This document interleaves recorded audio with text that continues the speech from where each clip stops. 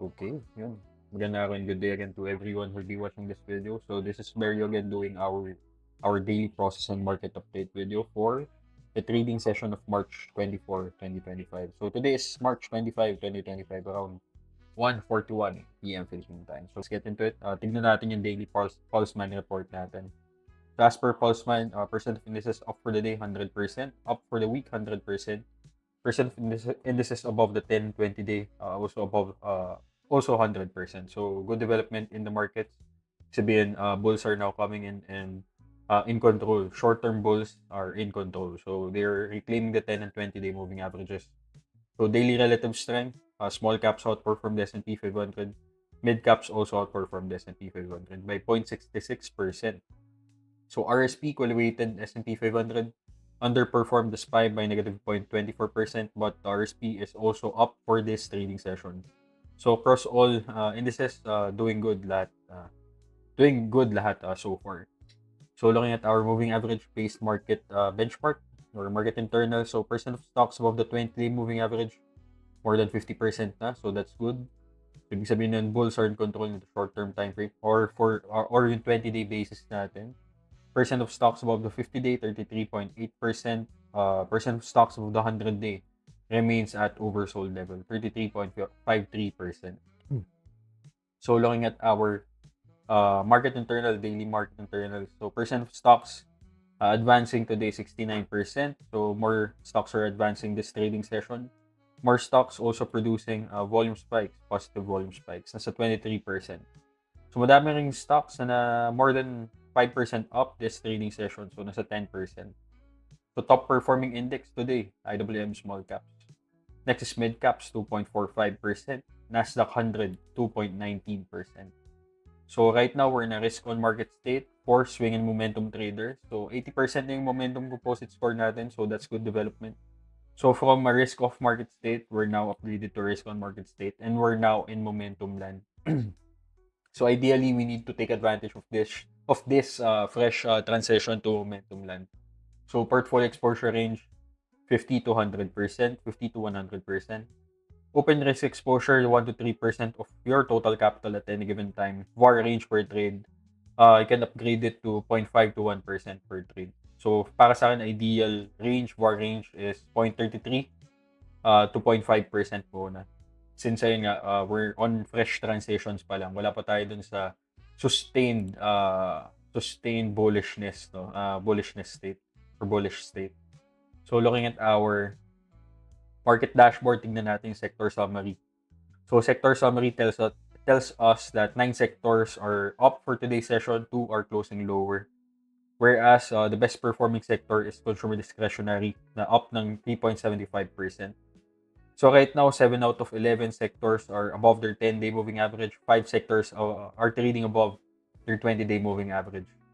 And right now, may good development din tayo in which there are 4 sectors na now trading above their 200-day moving average, which is XLE, XLI, XLU, and XLC. So ideally, dapat majority of sectors are above their 200-day moving average para at least magkaroon tayo ng confirmation that there is a broad bullishness across sectors. Long-term bullishness. So right now, mainly broad participation supports upside based on sectors. In terms of market groups, 35 groups closing higher, 5 closing lower. So 35 out of 40 are positive this trading session, in which the top performing market group right now is in blockchain market group, 5.29%. Worst performing group, China equities, negative 0.04%. So percent of groups trading above the 10-day, 38 out of 40, 95% are trading above the 10-day moving average, 34 out of 40 trading above the 20-day moving average, so 85%. Trading above the 50-day, 22 out of 40. So at least based on market groups, we can see broad participation from bulls. So that's our market group summary and sector summary. Now let's look at our heat map. Across the heat map, a sea of green. SPY 1.79%, Qs 2% up, IWM 2.49%. And ayun, even IBIT, yung mga Bitcoin ETF natin are also up. So it's telling us risk on rally today. We're experiencing a risk on rally today. Looking at stocks, Sea of Green as well. Palantir up ng 6.37%, Tesla 11% up, Nvidia, AMD up more than 3%. AMD 6.96%, Amazon 3.59% up. So all goods yung stock heatmap natin. Wala naman tayo nakikitang mixed performance or whatever. So we are seeing bullish participation across all stocks. So, ayan, let's look at our indices. Kamusta ba yung indices natin? Right now, it's reclaiming the 200-day moving average and the 20-day moving average, itong green line natin. So, di ba nga, as I've discussed from our past videos, ideal bull case scenario for the SPY is to reclaim this 575 level, which is this neckline na itong distribution range natin. So, from this alleged distribution, ang mangyayari if we continue to undercut and reclaim this level, it will now transition to a stage 1 accumulation or reaccumulation. From distribution, it will become a reaccumulation type of structure. So that's the SPY. Main red flags lang na nakikita natin right now is yung 50-day is now crossing below the 100-day moving average. And yung 100-day moving average mo is now starting to slope downward. So, isa yun sa mga main red flags right now. But so far, since we have this bullish gap up, gap and go today on Monday, that's good development. Quite good development. So, Qs, same bull case. Gusto natin makita is to for it to reclaim the 200-day moving average and to reclaim this neckline, itong distribution structure natin. So, let's look at the price action for today, yung SPY natin, and Qs, ito yung daily chart natin, 1-day chart pala. So, pre-market, may nakikita na tayong bullishness. At the open, nagkaroon tayo ng strong surge. Nagkaroon lang na onting chop throughout the midday or midday session. And then, afternoon session, mga bandang hapon, nagkaroon tayo ng onting sell-off. And end of day, bulls reclaimed their territory, pushing prices higher. So, good price action overall, daily price action. So, same with the Qs, ganun din naman yung story. So, nothing to discuss here. So, now let's look at mid-caps, spider mid-caps, yung daily chart natin.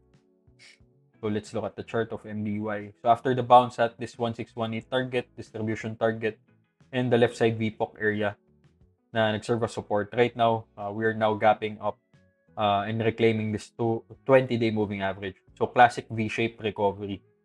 So, ideally, ang gusto natin makita for MDY to do is not to close this gap anytime soon. Ang gusto natin makita is for this to serve as support, critical support, yung current Monday low.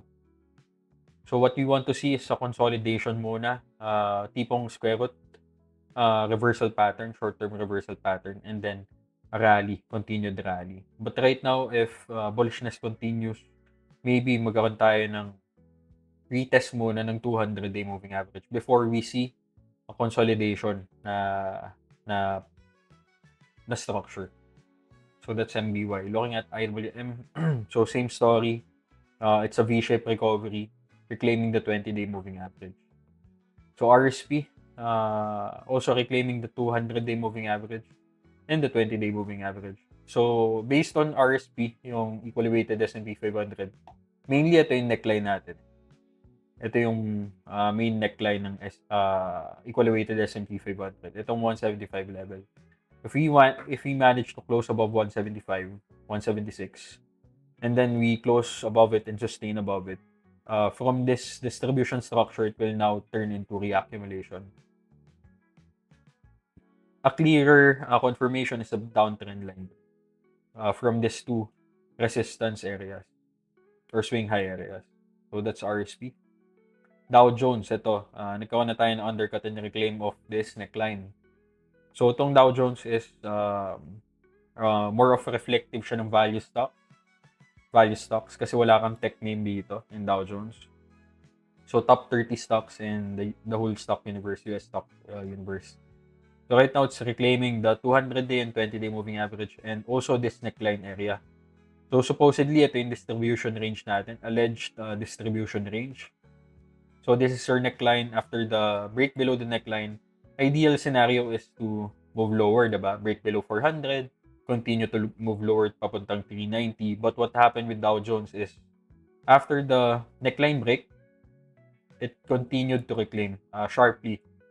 Ang bilis ng reclaim niya, which is a V-shaped recovery, which is good. So right now, Dow Jones, ang gusto natin makita is for it to sustain above 420 and 425 level. 420, 430 level. So if we sustain above this 200-day moving average, it's a strong sign na this is simply a reaccumulation, not a distribution. So that's our major indices telling us na may possibility for a continued uptrend, long-term uptrend.